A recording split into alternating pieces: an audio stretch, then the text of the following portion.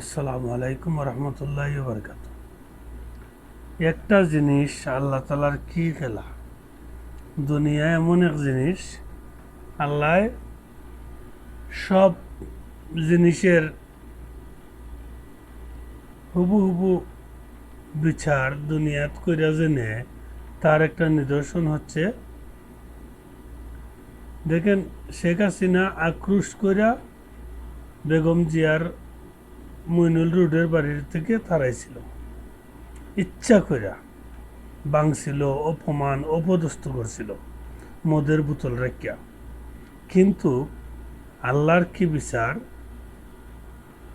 গণভবন থেকে অপমান হয়ে বাড়াইয়া গেল, মদের বোতল গণভবনও ঠিকই পাওয়া গেল।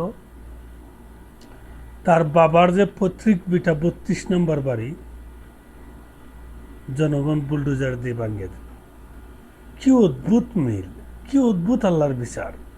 যদিও মানুষের দ্বারা সব কিছুই মানুষের দ্বারা হয়, কিন্তু ওইটা আল্লাহ যার যতটুক প্রাপ্য সব কড়াই গন্ডায় ওইটা বুঝায় দেয়, এবং কড়াই ঘন্টায় ওটা হিসাবটা একেবারে লেভেল, একেবারে মনে করো পর্যাপ্ত পরিমাণ যতটুক পাওয়ার অতটুকু আল্লাহ তালা পাওয়ায় মানুষকে দুনিয়া থেকে নেয়। আর এটা হচ্ছে জ্বলন্ত প্রমাণ। একজন বেগম জিয়া ভালোবাসায় শিখত, আর আরেকজন মানুষের ঘৃণায় পরিত্যক্ত। আরেকটা মিল আছে, দেখেন আরেকটা মিল হচ্ছে,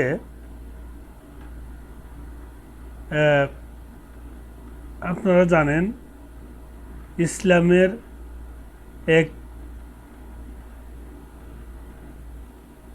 দৃষ্টান্ত, আবু জেহেল যে অন্যায় করেছিল তার জন্য আজ আবু জেহেলের বাড়িতে যারা সৌদি আরব হজে আইছে তারা জানে, আবু জেহেলের বাড়িতে এখন টয়লেট করে হাজিরা, লক্ষ লক্ষ কোটি কোটি হাজিরা টয়লেট করে আবু জেহেলের বাড়িতে।